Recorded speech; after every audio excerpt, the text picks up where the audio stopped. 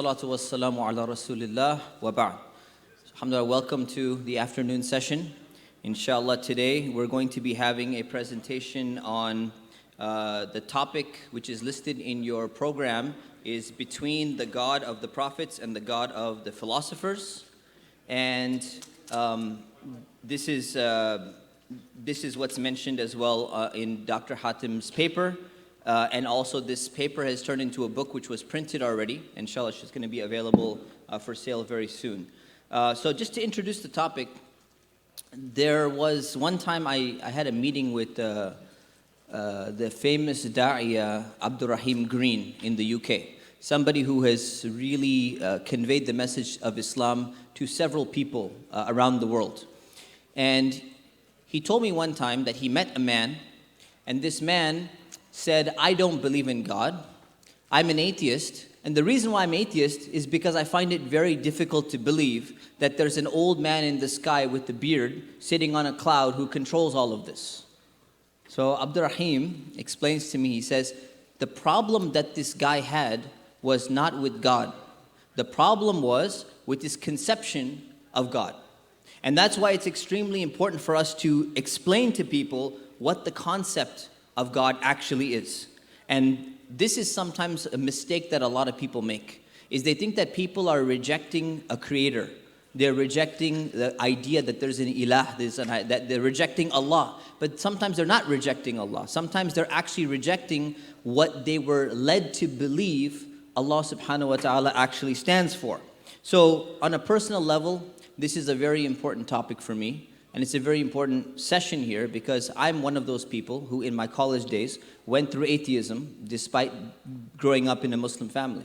Alhamdulillah, Allah subhanahu wa ta'ala led me back. But all of these topics are extremely important to go through because I have kind of a soft spot for, everyone has a soft spot for people, things that they've gone through in their own life. So I kind of have a soft spot for this topic. So rejecting this idea or this concept is extremely important. There was a scholar by the name of Shibli Nu'mani who died in 1914.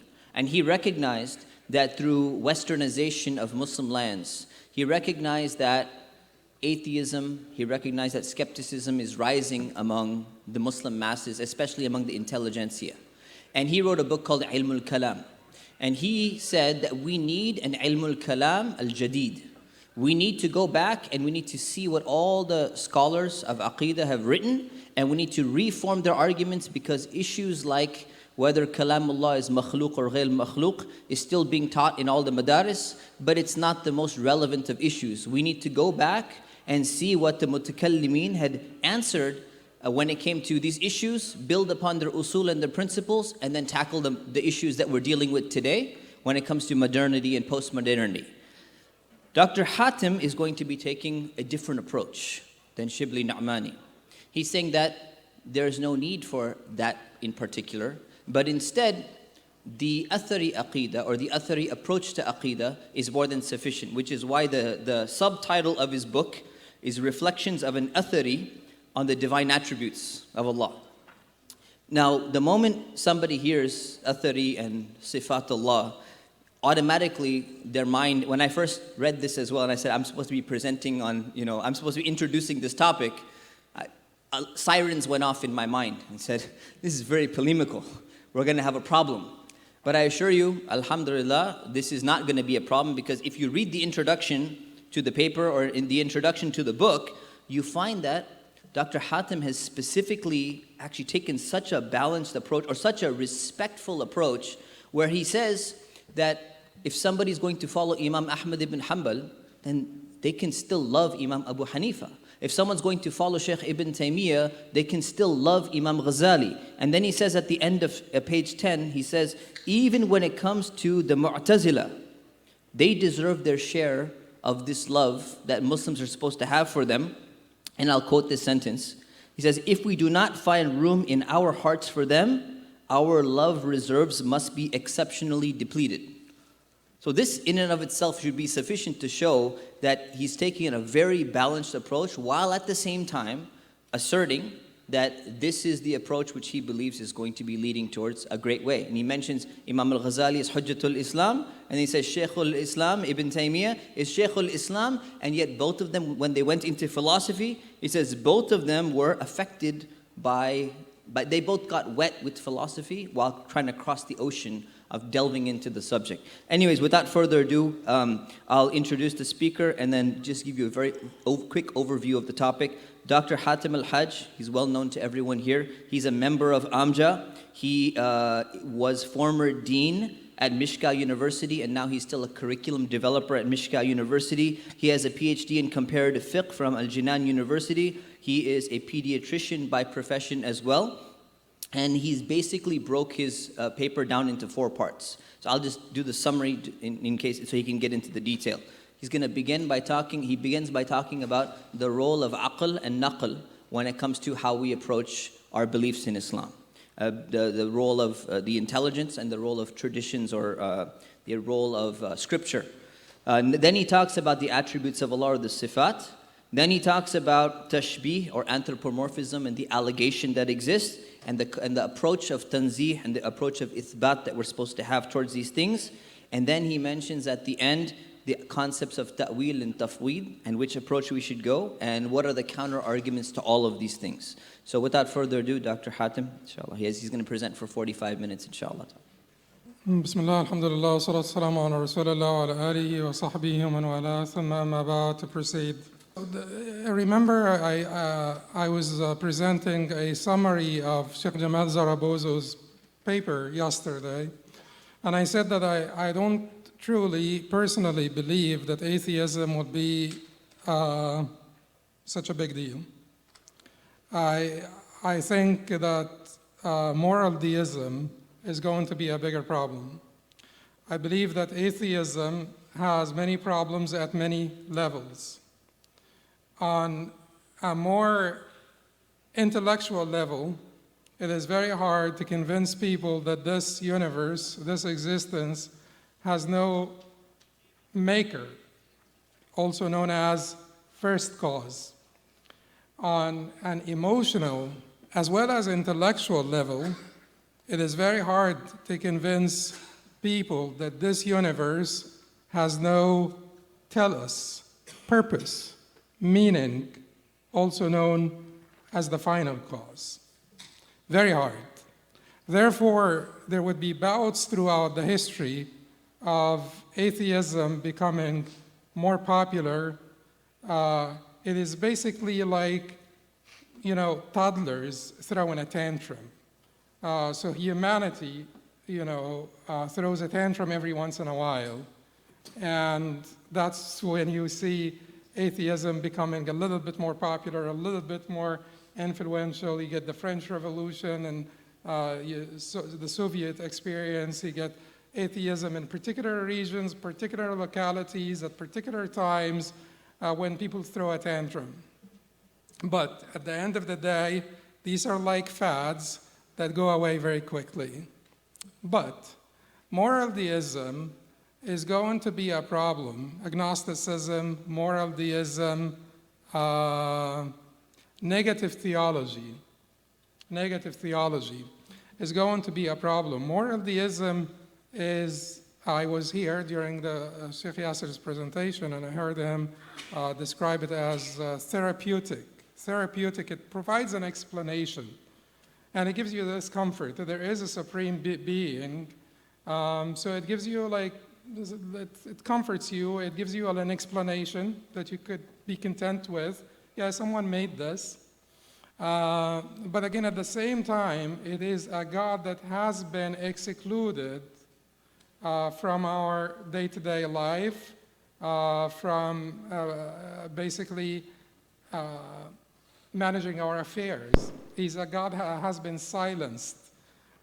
He is the preferred God of the philosophers, a God that is remote and detached, a God that can never be an object of adoration or worship, although it, not he, it may be an object of wonderment. So this is basically a God that modern secularism or secular humanism would prefer to have. Just like a nice conception there to basically give you an explanation of where this came from, but it does not have any requests to make of you. It does not demand anything. After all, nothing can be demanded of a God of which nothing could be predicated, about which nothing can be told. And that is the essence of negative theology. Negative theology, which is called also sometimes via negativa, is the God that cannot be given any positive attributes. All you can say about him, it will be via negativa. You can't even say that he exists. You'll only be able to say that he does not exist. That's it. So that is why I thought that basically talking about the theistic conception of God, particularly in the Abrahamic tradition to which Islam belongs, I use that term sometimes, Abrahamic tradition or Abrahamic group of religions, not because I don't believe in the uniqueness of Islam, not because I want to mix things up, but it is true that there is sort of a family of religions that have commonalities. That's why we call them Ahl al-Kitab. That is why they have special rulings. That's why we recognize the divine origin of their books. So there is a tradition in theism or in theology that is the Abrahamic tradition. And these are the three religions. According to the theistic conception of this God, or the theistic conception of this God, causes many people to accuse the followers of those religions of anthropomorphism. Anthropomorphism is not tashbih in our tradition. Tashbih in our tradition is even wider than anthropomorphism. So we are not only not anthropomorphists, we are more than that. When it comes to the tanzih of God, exoneration of God from any deficiency, we do not liken God not only to human beings, which is the meaning of anthropomorphism, but to anything created. لَيْسَ كَمِثْلِهِ شَيْءٍ, nothing is like him. So, my thing is that it will be extremely important for us to teach our kids about our conception of God without compromising on the immanence of God in favor of his transcendence, or compromising on the transcendence of God in favor of his immanence. Striking the right balance between the transcendence and immanence of God, that is what the divine attributes, that is what the discourse of the divine attributes is all about. How do you strike the right balance between his immanence and his transcendence? And if you favor one over the other, and you fail to strike the right balance that is based in the revelation and on the revelation, you will end up with major consequences. You will end up with a God, a depiction of God that is so primitive and so repulsive to the modern mind. You know, the depiction, Michelangelo's God, on the ceiling of the Sistine Chapel, you end up with this depiction of God, which is very repulsive to the modern mind. On the opposite side, you end up with an Aristotelian God that is completely detached, completely remote, completely irrelevant to the perfect, the completely actualized potential that is basically, that cannot be related in any way to a changing world. Because it's a God that cannot have any unactualized potential. It's a fixture. That very God that some people think that all the philosophers believe that is the only basically conception, that is the only plausible, conception of God was critiqued by Plato in his dialogues as a fixture, a lifeless fixture. Could God really be that lifeless fixture, devoid of life, spirit, motion, everything? And Plato was Aristotle's sheikh.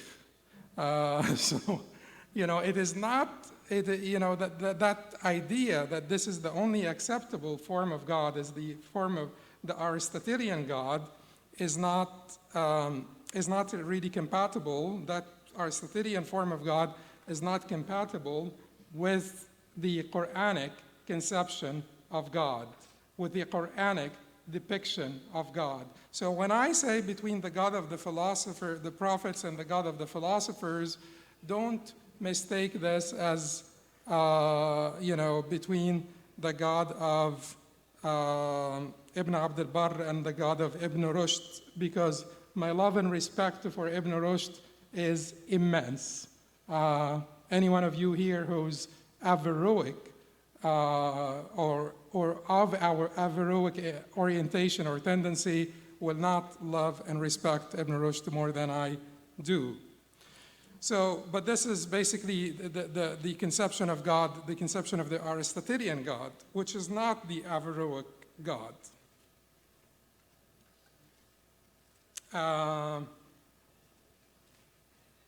Okay, so now, since this is important that we teach our kids the proper Islamic conception of God that is balanced between his eminence and his transcendence, when we were talking about this conference, and the conference was going to be on atheism, and as I told you, I have always thought that atheism is not going to make a lot of headway in the future because it will be like all other fads, transient, and the challenge in the future will come from, moral deism, from secular humanism, from negative theology, and things of that nature. Then I figured it would be important in a conference like this that we talk about how we will describe God to our Muslim kids or our Muslim youth. What kind of God or conception of God will we relay to them? And because this is an issue that has been thoroughly debated by Muslim theologians since the beginning, let's say from the 2nd century onwards, this issue, from the late Umayyad period onwards, this issue has been debated by Muslim theologians, and a great deal of polemics is involved in the discussion of these issues, and no one will be able to steer clear of controversy while discussing these issues. I said to myself, and those of you who know me know I have sort of a conciliatory attitude that suits my personality, I guess, with people, Muslims of other orientations, other creedal orientation, other ideological orientations, and so on and so forth. And my statement about al-Mu'tazila, I don't retract this, and I don't think that I will retract it. I believe that many of the Mu'tazila led exemplary lives. They sacrificed for this deen more than anyone in this crowd, and they were more devoted and more strict with their practice of their deen than anyone of this crowd. I don't think that any one of us will compete with Amr ibn Ubaid, for instance. So I'm not going to retract to this, but at the same time, I think that we can debate those issues and we can be assertive about our convictions as long as we are objective, respectful, and loving, which is possible. And that is basically the type of discourse that people have nowadays. You could be assertive and gentle at the same time, simultaneously. You could be respectful, objective, loving, but at the same time assertive and firm on what you believe in. So this is going to be, where we need to move in that direction. Why we need to move in that direction? Because to dumb down the discourse is going to be a problem. So I have two ideas, in order for us to carry on with this debate, with the polemics, and I believe that this agreement helped delineate Muslim orthodoxy more than agreement. Just the sheer volume. When Orthodox Muslim scholars disagreed over a matter, you were able to tell basically the boundaries of orthodoxy. Because orthodoxy is not a dot, orthodoxy is a circle. So you're able to see the right side of orthodoxy, the left side of orthodoxy. When they disagreed over reason and revelation, for instance, and Imam al-Razi, and maybe you wonder, I'm one of the few people who would say Imam al-Razi and Imam Taymiyyah in the same voice, or the same breath. So Imam al-Razi had his universal law, that's his Qanun al-Kulli, when he tried to basically resolve the conflict between reason and revelation. And then came Imam ibn Taymiyyah and critiqued the universal law, al-Qanun al-Kulli and Dar' ta'arud al-aql wal-naql. Actually, if you take Imam al-Razi's discourse on the issue or arguments, and you take Imam ibn Taymiyyah's arguments on the issue, you will be able to see that this is basically the territory that any Sunni Muslim would be moving in. And this will help us say what? This will help us say that the definitive purports, the definitive output of reason will never be dismissed or ignored by Muslims. Because all of these arguments between the two Imams, who did not live at the same time, one died in 605 and one died in 728, so they were not contemporaneous, but all of it's transgenerational discourse. But this debate that happened between them showed us clearly that Sunni Muslims do not ignore the definitive rational output. So what Imam ibn Taymiyyah did, basically, and I was speaking with specialists in this field, what he came up with is simply the modified universal law. He took the universal law of Imam al-Razi and he modified it. As an athari, I believe in the Taymiyyan version, or the modified universal law, where he said that the output of reason is not one undifferentiated category of sort of certain truths, definitive, qat'i, but rather it comes in two types, definitive and speculative. And then the revelation also, it's not one category of definitive purports, but rather definitive and speculative. So you have a quaternary division, not a binary. And then, as I said yesterday, you will give precedence to that which is definitive over that which is speculative, regardless of whether it is rational or scriptural, which tells you that we consider reason a source, the rational output, a source of knowledge. We do as Sunni Muslims, and that is something that some people may not particularly understand well or comprehend well. We as Sunni Muslims do not dismiss reason. Nowadays, can you say that science and reason are the same thing? To a great extent, yes, because we don't disregard reason, because وَجَعَلَ لَكُمُ السَّمْعَ وَالْأَبْصَارَ وَالْأَفْئِدَةَ. Al-af'ida is reason, and the empirical source of knowledge, the empirical truth, is al-absar. And the truthful reports is as-sama'. So this verse has the Muslim epistemology. This verse of Surah Al-Nahl has the Islamic epistemology.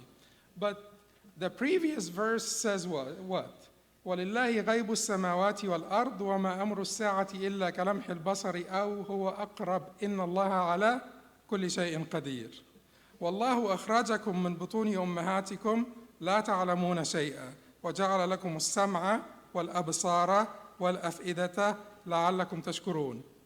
The entire theory of knowledge is here. وَلِلَّهِ غَيْبُ السَّمَاوَاتِ وَالْأَرْضِ.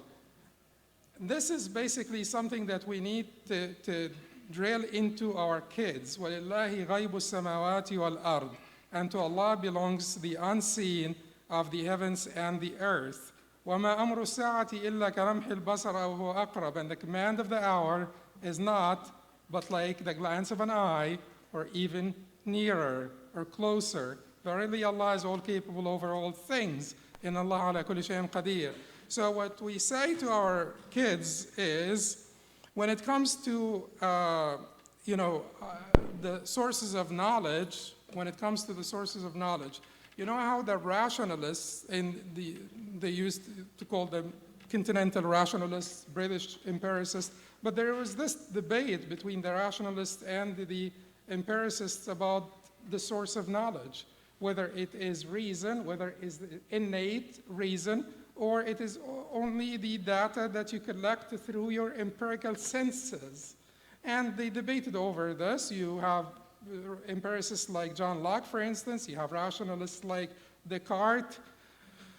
But Kant came after the rationalists and empiricists, and he summoned all the basically philosophers of religion, the so-called metaphysicists, and he said to them, is reason capable of commenting on that which is metaphysical?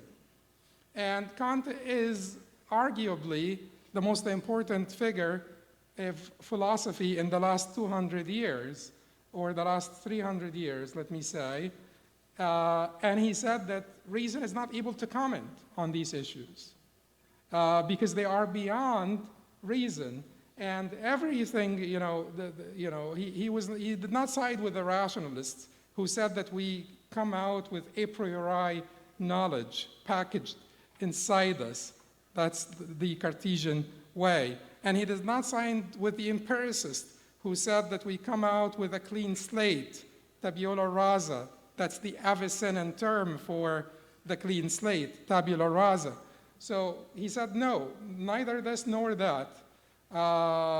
He almost agreed with his conception that Muslim philosophers, Muslim theologians, Muslim thinkers had from before, that the intellect is a potency. It is a ghariza, it is a quwwa. And it does need basically data to basically make knowledge out of it. But he said that everything that we can conceive of, everything that we can think of, is limited by our human categories of understanding, a product of the universe, the world we live in. Therefore, we cannot simply, by the nature of our constitution, our intellect, we cannot examine that which is metaphysical beyond this universe because it's outside of our human categories of understanding. And that is the athery way of this, of looking at this matter, that the unseen is basically beyond our human experience, beyond our ability to examine or to comment on. Therefore, when it comes to غيب السماوات والأرض, and the greatest of غيب السماوات والأرض is the maker of السماوات والأرض, the intellect is incapable except for recognizing the existence of the maker and the perfection of the maker. That is the fitra. The fitra drives us to recognizing the existence and the perfection of the maker. And whether you call this al-hiss al-batin, the inner sense, or you call this al-fitra, but we come in pre-packaged with this potency to recognize the existence and the perfection of the maker. Beyond this, we cannot comment on, we cannot conceptualize the attributes, the nature of the maker, because it's completely outside our human categories of understanding, which are a product of the universe that we live in and that we experience. How do you bring this back? Your computer slept, so just move them out. Computer slept? Sleeping. Just wanted to, yeah. Okay. It's okay. No, but I can use. No. Oh, Sorry about that. computer died. I will take those 2 minutes. Yeah, we're not going to count this as your time. I'm pausing the timer, don't worry. Yes. You have the same presentation on your computer? Can you guys just plug it into It's more than that, wallahi, because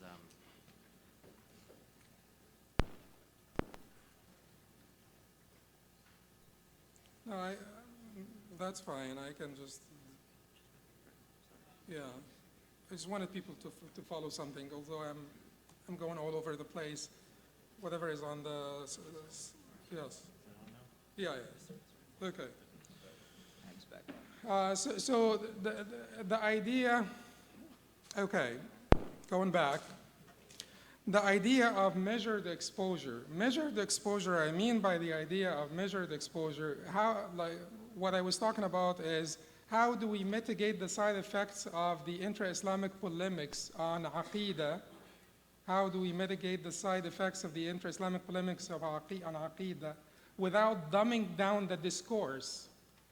Dumbing down the discourse will expose our kids that are exposed at school or that come across sort of the philosophy of metaphysics, the philosophy of religion, or other theistic belief systems. If we dumb down our discourse, that would hurt them. And at the same time, we are not going to sit in every masjid and talk about the intricacies of intra-Islamic polemics. Therefore, I am suggesting, and any Sunni Muslim here will recognize al-Tahawiyya, for instance, as a good matn to teach, will recognize the Muqaddimah of Risalat ibn Abi Zayd al-Qayrawani as a good matn to teach. So you take something like this and you teach it without much polemical commentary or to the public in your masjid, and that would be fine. That would be fine. That's not going to be enough for the people that will be entrusted with not only explaining and clarifying the intricacies of Islamic creed, but also in charge of defending Muslim apologists, who are responsible for defending the intricacies of Islamic creed against other belief systems. So in this case, we move to the next step. Those people that need to be taught will eventually need to be taught according to one school. And whoever is going to teach them is going to have their own leanings. I don't hide my leanings. I don't think that in order for us Muslims to continue to love each other and to be good brothers, and that we need to hide our basically theological orientations or anything of that nature. Absolutely not. Why can't we basically just love each other despite our differences? That's very possible, very normal. The Sahaba did not only disagree on matters of fiqh, they disagreed on some matters of aqeedah. Regardless of what you want to say, they did. And I can mention some for those people who are interested to hear them afterwards. So disagree on love means that if you have a Taymiyan or Ghazalian orientation or approach, or your intellectual indebtedness to one of them should not mean less love or respect for the other. Your intellectual indebtedness, your greater intellectual indebtedness for one of them should not mean rejection of the entire legacy of another. Your greater intellectual indebtedness for one of them should not mean complete acceptance of the entire legacy of anyone. because that is the Prophet ﷺ only. That is the one that nothing can be given, refused or rejected from his teachings. So we will not give that station of the Prophet ﷺ to any of our scholars, no matter how much we love them. When we continue to love them. So you disagree and love and move on, and then just be as credible and transparent as possible. But at the same time, I want you to understand one thing. At the same time, you do not want, you guys are focusing on this, I'm just going to turn it back. But at the same time, I want you to understand that I said we should be objective, right? And we should focus on the issues. People who are unable to focus on the issues, they will move quickly to accusing or to basically critiquing the character, or trying to basically accuse people of, concerning their motives, or assassinate their character and so on. But those people are sick.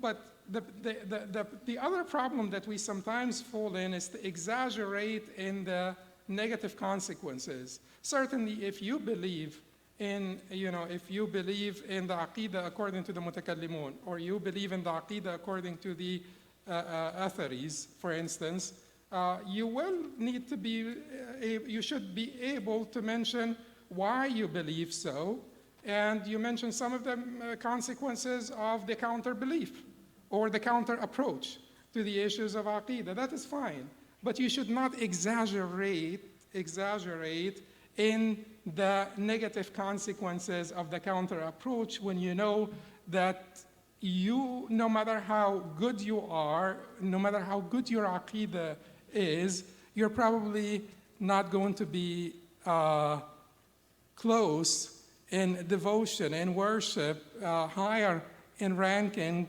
than an Imam al-Nawawi, no matter how good of an athari you are. Also, as a mutakallim, you will probably not be anywhere close to the devotion,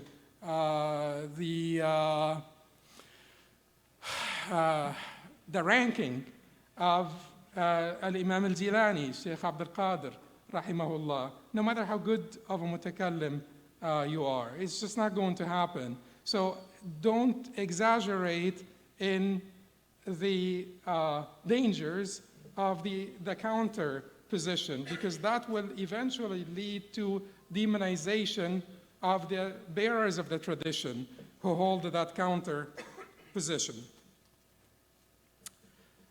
Okay, so when it comes to epistemology, I want you to tell our youth that the Islamic epistemology is so balanced, so comprehensive. Those rationalists and empiricists who kept on fighting with each other, the Quran put it together, all of it, in one verse. وَاللَّهُ أَخْرَجَكُم مِّن بُطُونِ أُمَّهَاتِكُمْ لَا تَعْلَمُونَ شَيْئًا وَجَعَلَ لَكُمُ السَّمْعَ وَالْأَبْصَارَ وَالْأَفْئِدَةَ, and Allah brought you out of the wombs of your mothers knowing nothing, and He gave you the hearing. That's truthful reports. Truthful reports. All of us believed in China before, is this rational output? All the people who believed in China throughout the ages, was that rational output? No. Was that empirical? No. No, they didn't see it, they didn't touch it, they didn't smell it, they just believed in China. What was that? Truthful reports. If you get people coming from this door and people coming from that and that and that and that, and they all tell you it's raining outside, what do you believe them? Yes. Is this a good source of knowledge? Yes. If it is impossible for them, if collusion is ruled out, is impossible, then you should believe them. That's a good source of knowledge. It's not limited to empirical, it's not limited to rational. Truthful reports, a good source of knowledge. That is tawatur, right? Okay. But when you have one person coming with miracles that are basically overwhelming, miracles, overwhelming amount of evidence that they are truthful, then it would be perfectly fine to believe the reports of that person. And if he's telling you that he was sent by God, then it would be perfectly fine to believe his reports about the unseen, to believe his reports about the unseen, which neither our intellect, which is, al-af'ida, or our empirical experience can examine or can comment on. But Allah is saying that He also gave us al-absar. These are empirical senses. So we say to them, yes, and in fact, Wa'il al-Hallaq, in his book, Ibn Taymiyyah Against the Greek Logicians, he said that Ibn Taymiyyah rahimahullah, well, Wa'il al-Hallaq is Christian, but so he's not going to say Imam Ibn Taymiyyah, but Imam Ibn Taymiyyah rahimahullah prefigured the British empiricist. So they say that he prefigured the William of Ockham. He was the first nominalist. But they also say that he prefigured the British empiricist. We do believe in empiricism. We do believe in empirical accuracy. And we value basically the output of science. Science is about the empiricism, and that's why, the Anglo-American side of things was more accomplished in science, because philosophically they were empirical versus the continental rationalists. And you know that empiricism is also a product of, the scientific method itself is the Islamic civilization's greatest contribution to the progress of science. Read Briefalt on the history of science. The Roger Bacon and his namesake, Francis Bacon, all of those people, they acknowledge that that they are indebted with the scientific method to Muslim scholars. So the idea of empirical accuracy, we're all for it. However, this is not going to help us in the area of the unseen, al-ghayb. It's not going to help. This is important in physics and chemistry. This is important in medicine. This is important in whatever it is that can be studied in the lab. But God cannot, just like you heard this morning. So the role of truthful reports, the role of reason as an independent source of metaphysical knowledge, and we said that reason can only judge or can only comment on the existence and perfection of the Supreme Being.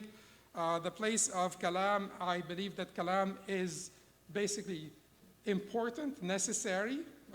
You say, how could a sort of a Taymiyan person believe in the necessity of kalam? He believed in the necessity of kalam in the sense of rational arguments, but it is a two-step process. Basically, we figure out the implications of the Quran and the Sunnah according to the linguistic conventions of the first community, establish those, and then develop your kalam to defend them. So kalam in this sense belongs to the area of apologetics more than it belongs to the area of theology. It is an apologetical tool.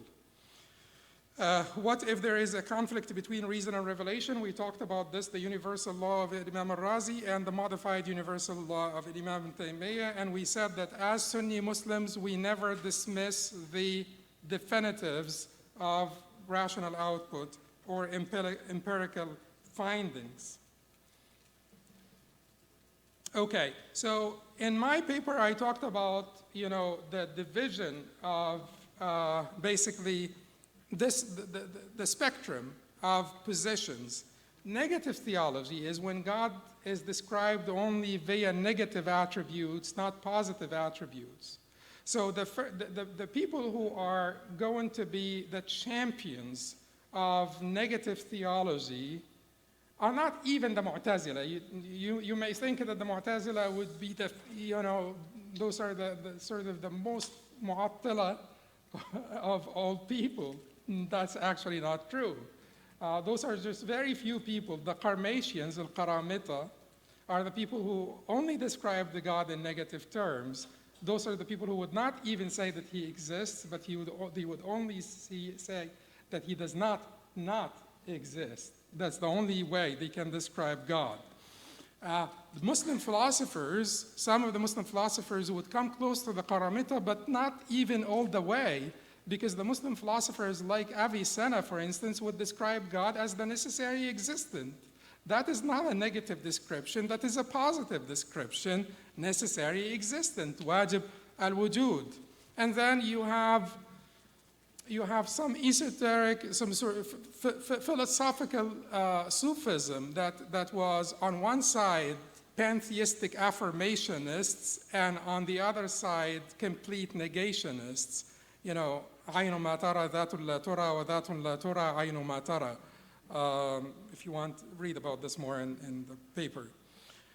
Then you have the relative negationists. The relative negationists are Mu'tazila.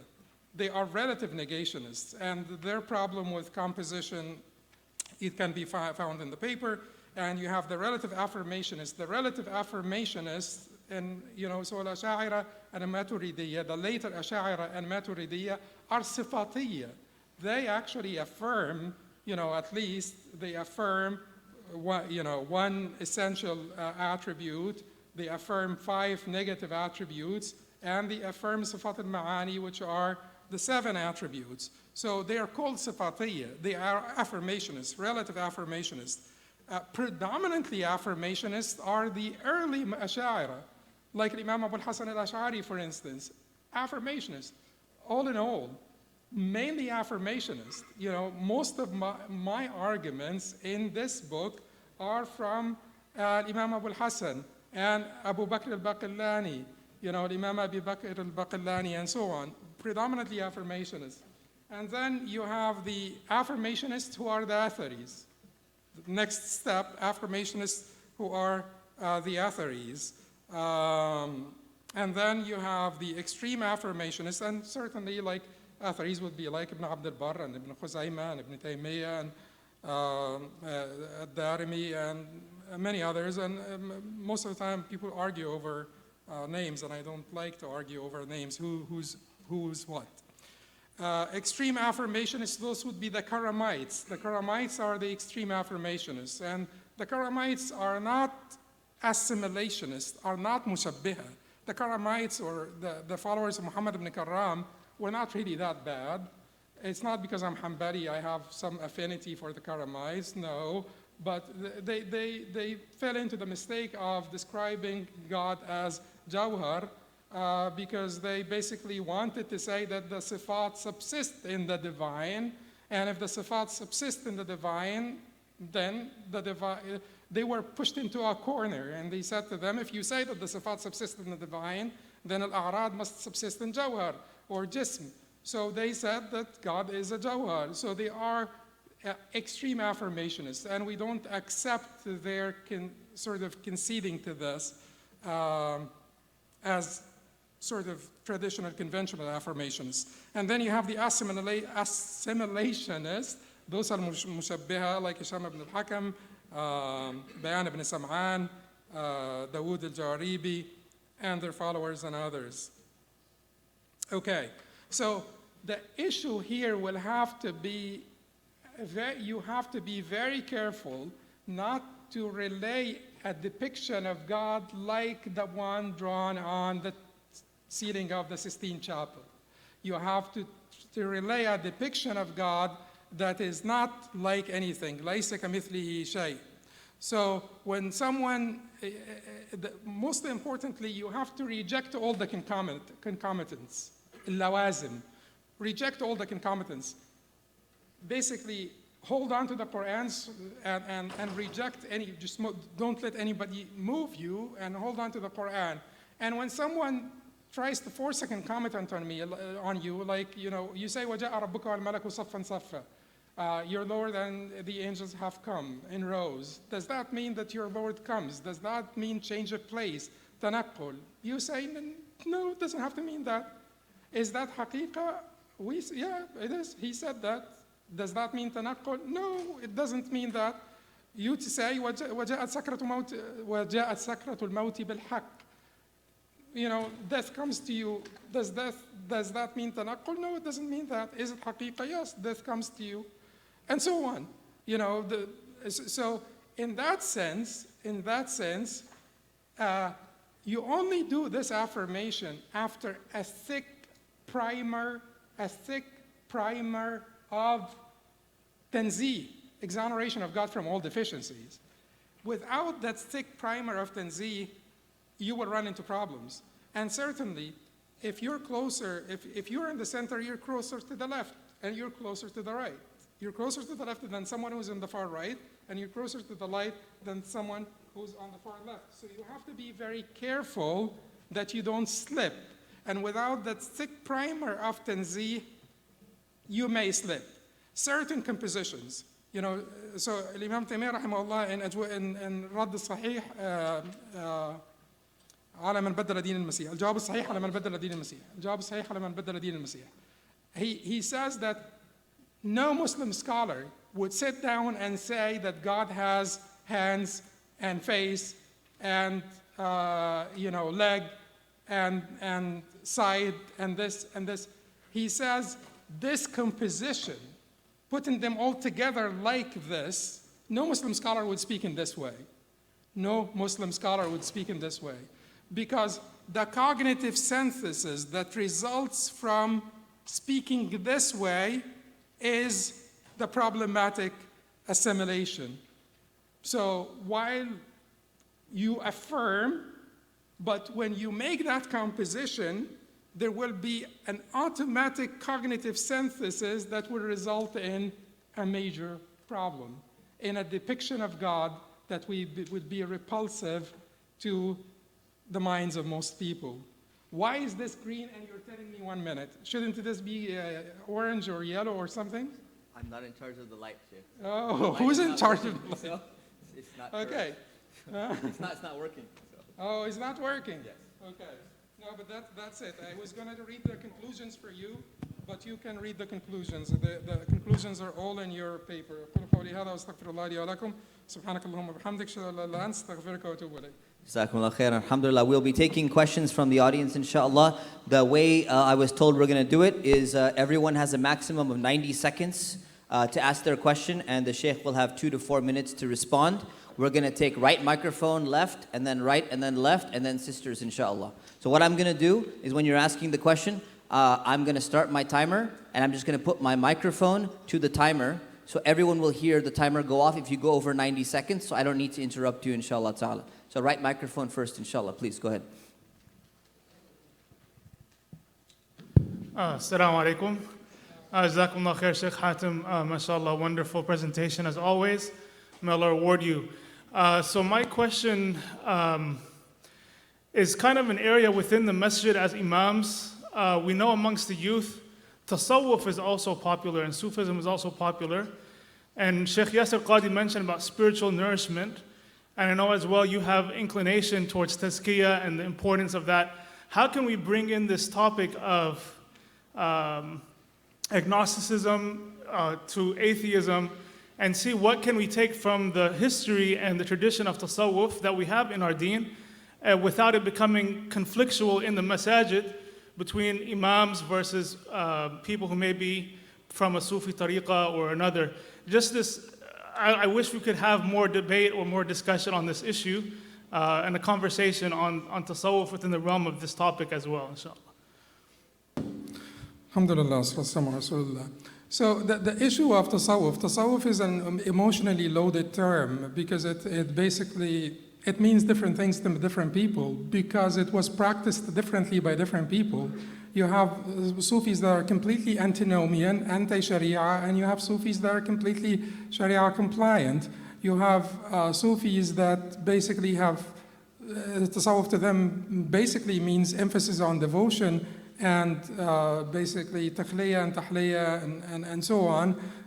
That's purification of the soul. And you have Sufis that are more inclined towards philosophical Sufism, monism, pantheism, things of that nature. So you have different phases, different stages, and different types of Sufis. Like you have a Sufiya of Sheikh Abdul Qadir al-Jilani, for instance. You have a Sufiya of al-Junayd. Which Sufiya are we talking about? Therefore, we cannot make a blank statement about tasawwuf. We cannot make a blank statement about tasawwuf. And at the same time, we cannot denounce tasawwuf because in our tradition, the discipline of tazkiyah was referred to as tasawwuf. So I can't basically throw the baby with the bathwater. And that if you condemn tasawwuf in general, that's what you're going to be doing. And therefore, a discerning approach to tasawwuf. And I believe, like if you look at Imam Taymiyyah's description of tasawwuf in his book, The Sufiya wal-Fuqara, I think that this is extremely fair, if not basically too favorable. But it is extremely fair at least. And this should be our approach. It's the discerning approach. It is basically, you have to understand that Ibn Qayyim, for instance, said that these divine attributes, this is not the result of intellectual work. This is the result, your understanding of the divine attributes. Man ahsaha dakhala al-jannah. Your understanding of the divine attributes is that not a result of intellectual inquiry or even the memorization of the scriptures or even the good understanding of the scriptures. The scriptures. It is the result of spiritual labor in which God actively participates by opening your heart and basically giving you that inspiration and that nur that comes from Allah subhanahu wa ta'ala that will make you imbibe the divine attributes and make you basically live by them, feel them, not just know them, but feel them. We can talk about al-Razzaq from here until the cows come back home. And one person in a Muslim country can have a better, basically, actualization, fulfillment of the understanding of al-Razzaq than all of us. All of us. You could get like 200 scholars talking about al-Razzaq, but there are someone who does not know anything about theology, who does believe deep in his heart in al-Razzaq, and who would not basically any shubha, he would not come close to a shubha. He would stay 5 miles away from any shubha because he believes in al-Razzaq. He would not have any worries about tomorrow because he believes in al-Razzaq. He would not have any worries about getting laid off because he believes in al-Razzaq.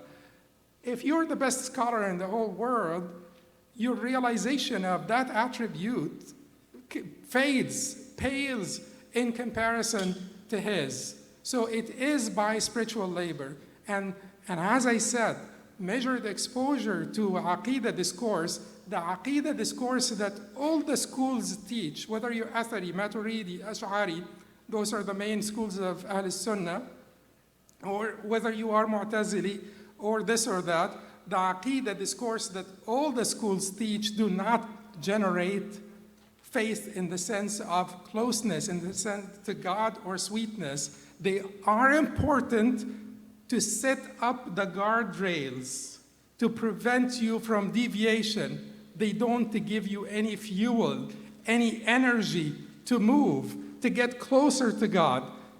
The tazkiyah/tasawwuf discourse is the one that gives you that energy to get closer to God. Next question, Shah, Bismillah. Jazakallah khair, Sheikh. So when we were talking about as-sam'a wal-absara wal-af'ida, I have kind of a couple of questions on that. Does the order mean anything? Like the order of as-sam' wal-basar wal-af'ida, does it mean anything in our usage to understand God? And how do we ensure that they're not corrupted in a way that we're actually not able to use them to understand God? Okay, yes, many people said that the emphasis in the Quran is put more on the sam'a than al-absar because there is more that you learn about the unseen, the realities, batin al-ashya, haqiqat al-ashya, the ultimate realities, the final realities through sam'a than absar.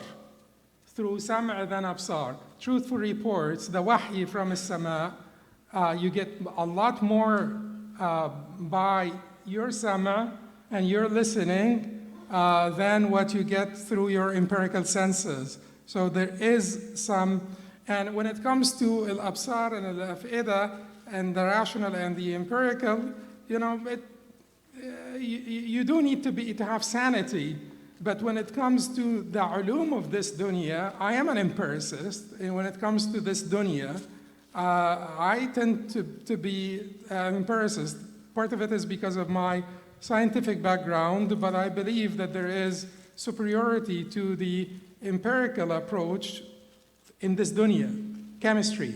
So all of the hypothesizing of the Greeks did not take them anywhere in terms of science. It was the scientific method that was empirical in nature that got transmitted by the Muslim scholars to the Anglo-American or the British empiricists that pushed the course of science or the trajectory of science forward. So, yeah, to some extent the order makes sense. Jazakumullah khairan. Next question, inshallah, over there. Assalamu alaikum wa rahmatullahi wa barakatuh. So my question is, why do we have to sort of overcomplicate aqidah? And why can't we just accept it as like a difference of opinion? Like Ibn Taymiyyah, before he died, Ibn Hajar said that he changed his aqidah into an Ash'ari aqidah, and as well as the Salafiyya say that Hasan al-Ash'ari changed his aqidah before he died as well. So I feel like it's just a matter, like nobody has talked to Allah before, nobody knows the truth about this matter, and I don't believe we're ever going to reach a conclusion. Like we're always going to be separated, and I feel like if we keep talking about these matters, or not talking, but speaking about them in sort of a debate manner, that it'll separate the community instead of uniting it. So yeah, that's my question. Why can't we just keep it as a difference of opinion? Well, but what is your position on the different opinions, or you don't have a position? No, I But mean, if you can afford to not having a position, a non-committal position, not everybody affords to have a non-committal. No, I am committed. Like I lean more toward the Ash'ari path, but I believe that like when Dr. Muhammad al-Musayyar, I saw him, he was asked about this, and he said like everyone should look into it and believe whatever he wants. He didn't even talk about his own aqidah. He just said everyone look into it, and then teach your kids whatever you believe or whatever you found to be. I love it, Dr. Muhammad al-Musayyar, and he's my neighbor, and I'm friends with all of his children. And I know that he used to have his children sit with each other, and two of them were Ash'ari, and all of them are from Al-Azhar. And by the way, I sent all of my kids to Al-Azhar. All of them graduated from Al-Azhar. Certainly, as an Athari, I would tell them, if you just pay attention to this or that. But of course. But at the same time, I just put them in Al-Azhar. All of my kids are graduates from Al-Azhar. I believe in this wholeheartedly. And Sheikh Muhammad al-Musayyar, rahimahullah, he had two Ash'ari and two Athari children, and they would sit and argue with each other in front of him, and he would let them. And he would not actually put his foot down and sort of, I think he had Ash'ari leanings himself, the Sheikh. But he would not put his foot down and basically end the discussion in favor of, those two children over the other ones. And I believe that this is absolutely beautiful, absolutely beautiful. However, we need to have an advanced discussion of Aqidah in the classroom. I told you, when it comes to Aqidah in the general, to the general audience of the masjid, I said the measured exposure will mean take al-Tahawiyya, take al-Muqaddimat Risalat ibn Abi Zayd, take al-Tahawiyya, everybody takes Tahawiyya, Matn al-Tahawiyya is great, teach it, and that would be good. Set up some guardrails, and then the Tazkiyah Sufi discourse is the one that will bring about more Iman. Teach people about the seerah, teach people about the seerah of the Sahaba, Tabi'een, Tabi'een, al-Ulama, wal-Mujahideen, and so on. They get more energy out of this and more sweetness out of this than the guardrails. But the guardrails are important for the general public. But then you get some of your students that will be exposed to the philosophy of metaphysics at college, you know, and it will not be enough for them to have just gone through Tahawiyya. They would be completely clueless. You know, they were not going to be able to stand up to all of this, to the intricacies. How do you describe God? What do you mean by, what does your Quran mean by this verse? How do you understand this hadith? They will have to provide an answer, an intelligent answer eloquently phrased. And that is the responsibility. Eloquently phrased to not make you feel inferior, and at the same time to preserve the integrity of the scriptures and the epistemic value of the scriptures, because that is, at the end of the day, is what is at stake. The epistemic value of the scriptures. Yeah, that's it. So I agree with you on having amicable, sort of loving discussions, but advanced discussions with the students of knowledge. Alhamdulillah. This is going to be the last question from the brothers. So let's leave the question, because I'm sorry. I know, but we have to finish. I ignored that part. It doesn't matter at the end of the day. It's yeah. Alhamdulillah. No, I don't believe Ibn Taymiyyah changed the Aqidah, but this is not a debate over things. Yeah. Alhamdulillah. Yes. This is going to be last question from the brothers. Can the brother over there please pass the microphone to the sisters, because they're going to be next, so they can. Oh, you got your microphone. Okay, go ahead, brother. السلام عليكم ورحمة الله. السلام عليكم ورحمة الله. دكتور حاتم، أحب حضرتك جدا في الله. أحبك الله الذي أحببتني. ونتقرب إلى الله بحبكم. يعني عاوز أعلق على حضرتك لما ذكرت الكتب التي ينبغي أن تدرس في المساجد للناس. حضرتك ما شاء الله اخترت كتابين تقريبا ما فيش خلاف بين المنهجين عليهم. يعني مثلا العقيدة الطحاوية كمتن ليه شرح أشعري وليه شرح أثري كما تعلم، يعني ابن أبي العز الحنفي وشروح أشعرية. لكن يبقى المتن هو متن يعتبر ممكن نقول عليه متن أثري، يعني كلام كله ممكن من وجهة ملحدة هو مجرد ادعاءات، يعني ليس عليها استدلال عقلي. فهل حضرتك تتفق معايا إن ممكن مثلا نقترح بعض المتون أو الكتب التي شرحت متون عقدية عقلية، كمثلا أم البراهين الإمام السنوسي، بغض النظر عن الشرح لو أنا مختلف معاه مثلا من وجهة غير أشعرية أو ماتريدية. لكن لو جينا مثلا لمتن الخريدة البهية في مقدمته: أقسام حكم العقل لا محالة هي الوجوب ثم الاستحالة ثم الجواز ثالث الأقسام فافهم ونحت لذة الأفهام.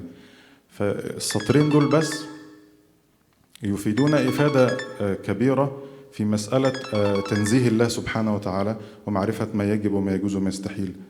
فده بس اللي كنت حابب أعلق عليه. أو مثلا ننصح بدراسة علم المنطق كعلم يعصم الذهن عن الحق ما لا يجوز في حق الله تبارك وتعالى. عفوا شيخ، إن شاء الله يجيب. صحيح. نعم، هذا أنا وافق يا شيخ على هذا الكلام، لكن أنا الذي أقوله أن احنا نفرق بين العامي وطالب العلم. والعامي يدرس هذه المتون ولا يتبحر فيما هو فوقها، وأما طالب العلم فلا شك أن طالب العلم لابد، وأنا قلت حتى في الكتاب موجود The Role of علم الكلام، أنا قلت أن الأدلة العقلية لا مناص من دراسة علم الكلام. يعني ابن تيمية يعتبرونه فيلسوفا. جورج تيمر كتب يعني بحثا قال فيه The Curse of Philosophy، ابن تيمية as a philosopher، لعنة الفلسفة، ابن تيمية كفيلسوف. لا تستطيع أن تناقش الفلاسفة إلا إذا عرفت منطلقاتهم. لا تستطيع أن تناقش يعني مناقشة عقلية إلا إذا عرفت هذه الأصول الكلامية. ولذلك أنا أعتقد أن علم الكلام مهم كمرحلة ثانية بالنسبة لطلبة العلم. ومرحلة ثانية بعد ما نقرر العقائد من القرآن والسنة ندرس هذه العلوم العقلية لندافع عن هذه العقائد الموجودة في كتاب الله وسنة رسوله، وندرس هذه العلوم العقلية. دراستنا لهذه العلوم العقلية، أنا أعتقد أن أي واحد يدرس عقيدة لابد أن يدرس هذه الأشياء. أنا قرأت الخريدة والنسفية وكل هذه الأشياء، لأنه طبعا يعني واحد زي الإمام التفتزاني مثلا، هذا يعني عقر الأشعرية، فلابد أن تقرأ هذه الكتب حتى تكون عالما بهذه الأمور، وفي نفس الوقت تقرأ يعني الواسطية والحموية، وتقرأ درء تعارض العقل والنقل أيضا، وتقرأ الرد على المنطقيين. الحقيقة أنه الرد على المنطقيين لا يمكن أن أنت تنتقد أرسطو إلا إذا أحط علما بعلم المنطق. وائل حلاق قال عن كتاب الرد على المنطقيين ابن تيمية against the Greek logicians that this was the most devastating critique of Greek logic. كيف تعرف ذلك إلا أن تكون أحط بعلم المنطق؟ وأنا الحقيقة ليس ابن تيمية وحده ولا النووي وحده، كثير جدا من العلماء حرموا يعني علم المنطق. فابن الصلاح والنووي حرمه وقال قوم ينبغي أن يعلم، والقولة المشهورة الصحيحة جوازه لكامل القريحة أو لسالم القريحة ممارس السنة والكتاب ليهتدي به إلى الصواب. وهذا هو قولنا، أن جوازه لسالم القريحة ممارس السنة والكتاب ليهتدي به إلى الصواب. لكن لابد أن أنت تؤسس الإنسان الأول في علوم الإسلام، في كتاب الله، في سنة رسوله. ما ينفعش واحد يدرس علم منطق ويدرس مش عارف إيه وهو ما خلصش البخاري مثلا. فممارس السنة والكتاب ليهتدي به إلى الصواب. فهذا هو الذي أعتقده وأنا أوافقك في ذلك. This is going to be the last question from the sister, and if the representative of Halal International is here, can you please make your way to the stage for your presentation? We're going to be going a few minutes over because we started a few minutes late, inshallah. So sister, please keep the question short so the Sheikh can answer. Faddali. Microphone. خلفك. Assalamu alaikum, brother. Jazakallahu khairan. I apologize if I came short with my background knowledge, but I have a question concerning the Baha'i. The Baha'i, are they an Islamic sect or not? The Baha'i, are they an Islamic sect or not? Yes. Not according to al-Majami' al-Fiqhiyya and according to I have not studied the Baha'is myself, but according to the Muslim scholars, Sunni Muslim scholars, and according to Majami' al-Fiqhiyya, they are not an Islamic sect. So it's not under the arena of your study? No, al-Baha'iyya, al-Qadiyaniyya, al-Ahmadiyya, al-Babiyya, all of these are not Islamic sects according to Sunni Muslim scholars. Okay, according thank you. to Sunni Muslim scholars. Jazakallah khair. Is the representative here or no? He's not? Then we can take one more quick question, inshallah. If the representative is not here, faddal. Please make it quick, short. Bismillah, assalamu alaikum, Sheikh. Jazakallah khairan. Question is, we talked about fitra and ilham and basira and nur Allah fil qalb and these different ways of knowing Allah subhanahu wa ta'ala. While we live in a materialistic world based off of the Western philosophers, the Enlightenment, John Locke, are we as a world in need of a post-Enlightenment enlightenment, a new way of knowing, and how can we as Muslims bring this about? Do we need post-enlightenment enlightenment? Absolutely, absolutely. It is about time. You know, the Enlightenment philosophy, to not be also unfair to the Enlightenment philosophy. The Enlightenment philosophy was not all bad. You know, the fear from the other makes us always hateful, and reject. The Enlightenment philosophy was good. Enlightenment philosophy made those I'm not saying Enlightenment philosophy was good. Sorry, Enlightenment philosophy was averse to religion. But Enlightenment philosophy had good aspects in it. That's why you find someone like Voltaire, for instance, he was more sympathetic with Islam than he was with Christianity. That's why you find someone like Newton, for instance, rejecting the Trinity. That's why you find someone like Rousseau, for instance, calling Islam the natural religion. So the Enlightenment philosophy is not all bad. The Enlightenment philosophy did have problems that need to be fixed, but post-Enlightenment, Enlightenment should not reject the Enlightenment philosophy. I believe in, to some extent, in the Hegelian dialectic, that the movement of history, it is not about rejection of the antithesis, it's about the synthesis that comes to reconcile between the thesis and antithesis. And if you look at my introduction, you will find that despite, you may think that Ibn Taymiyyah and Ibn Sina were the diametrical opposites of each other. True, did Ibn Taymiyyah benefit from Ibn Sina? You cannot deny that. Ibn Taymiyyah did benefit from Ibn Sina. The wajib al-wujud that Ibn Taymiyyah uses is an Avicennan term. Ibn Taymiyyah benefited from Ibn Sina. Al-Ghazali made takfir of Ibn Sina, and so did Ibn Taymiyyah. They benefited from Ibn Sina. And I believe that it is a dialectic, and it is basically thesis, antithesis, synthesis. You don't have to reject the entirety of the thesis, but you will have to come up with the synthesis that will take all the positive. Even postmodernist philosophy that we are always ranting against, it does have some positives. Postmodernist philosophy at least humbled the human intellect.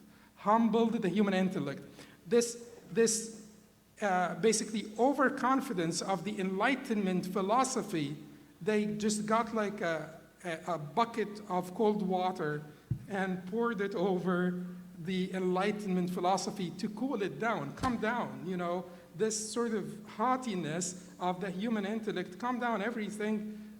We certainly as Muslims don't believe in the relativism of everything, but at the same point, at the same time, we do appreciate that tendency, that sense, calm down, don't get too haughty about it.